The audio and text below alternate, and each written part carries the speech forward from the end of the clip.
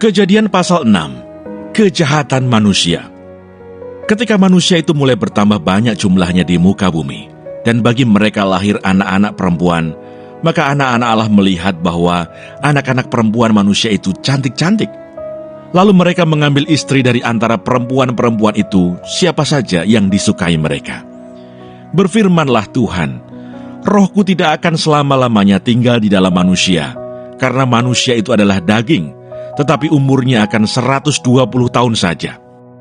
Pada waktu itu orang-orang raksasa ada di bumi, dan juga pada waktu sesudahnya. Ketika anak-anak Allah menghampiri anak-anak perempuan manusia, dan perempuan-perempuan itu melahirkan anak bagi mereka. Inilah orang-orang yang gagah perkasa di zaman purbakala, orang-orang yang kenamaan. Ketika dilihat Tuhan bahwa kejahatan manusia besar di bumi, dan bahwa segala kecenderungan hatinya selalu membuahkan kejahatan semata-mata, maka menyesallah Tuhan bahwa Ia telah menjadikan manusia di bumi, dan hal itu memilukan hatinya. Berfirmanlah Tuhan, Aku akan menghapuskan manusia yang telah kuciptakan itu dari muka bumi, baik manusia maupun hewan, dan binatang-binatang melata, dan burung-burung di udara, sebab aku menyesal bahwa aku telah menjadikan mereka. Tetapi Nuh mendapat kasih karunia di mata Tuhan. Riwayat Nuh. Inilah riwayat Nuh. Nuh adalah seorang yang benar dan tidak bercela di antara orang-orang sejamannya. Dan Nuh itu hidup bergaul dengan Allah.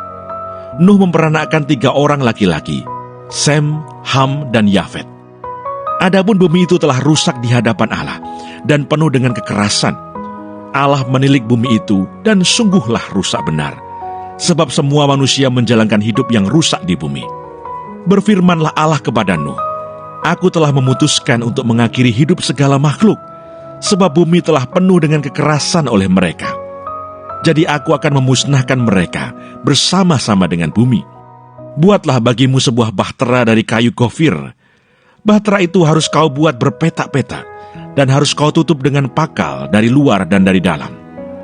Beginilah engkau harus membuat bahtera itu, 300 hasta panjangnya, 50 hasta lebarnya, dan 30 hasta tingginya. Buatlah atap pada bahtera itu, dan selesaikanlah bahtera itu sampai sehasta dari atas, dan pasanglah pintunya pada lambungnya. Buatlah bahtera itu bertingkat bawah, tengah, dan atas. Sebab sesungguhnya, aku akan mendatangkan air bah meliputi bumi, untuk memusnahkan segala yang hidup dan bernyawa di kolong langit. Segala yang ada di bumi akan mati binasa. Tetapi dengan engkau aku akan mengadakan perjanjianku, dan engkau akan masuk ke dalam bahtera itu. Engkau bersama-sama dengan anak-anakmu, dan istrimu, dan istri anak-anakmu, dan dari segala yang hidup, dari segala makhluk, dari semuanya, haruslah engkau bawa 1 pasang ke dalam bahtera itu, supaya terpelihara hidupnya bersama-sama dengan engkau. Jantan dan betina harus kau bawa. Dari segala jenis burung dan dari segala jenis hewan, dari segala jenis binatang melata di muka bumi, dari semuanya itu harus datang 1 pasang kepadamu, supaya terpelihara hidupnya. Dan engkau, bawalah bagimu segala apa yang dapat dimakan. Kumpulkanlah itu padamu untuk menjadi makanan bagimu dan bagi mereka. Lalu Nuh melakukan semuanya itu, tepat seperti yang diperintahkan Allah kepadanya. Demikianlah dilakukannya. Salam. Kejadian 6 dimulai dengan keadaan manusia yang rusak. Ia melihat bahwa kejahatan manusia besar di bumi, dan segala kecenderungan hatinya selalu membuahkan kejahatan semata-mata. Dosa bukan hanya tindakan, tapi sudah menjadi sifat hati manusia. Dunia yang diciptakan baik kini rusak karena manusia hidup tanpa takut akan Allah. Allah sedih, bahkan menyesal menciptakan manusia. Apa yang ia rasakan menggambarkan kedalaman kesedihan Allah terhadap dosa. Perenungan untuk kita hari ini. Apakah hidup kita hari ini mencerminkan dunia pada zaman Nuh? Penuh kejahatan tanpa takut Tuhan, dosa pribadi, kesombongan, ketidakpedulian. Semua itu membuat hati Allah berduka. Bagian selanjutnya, kasih karunia bagi Nuh. Tetapi Nuh mendapat kasih karunia di mata Tuhan. Di tengah kerusakan dunia, ada satu orang yang berkenan kepada Tuhan. Nuh hidup benar dan bergaul dengan Allah. Kasih karunia ini menunjukkan bahwa Allah tetap menyediakan jalan keselamatan di tengah hukuman. Perenungan untuk kita hari ini.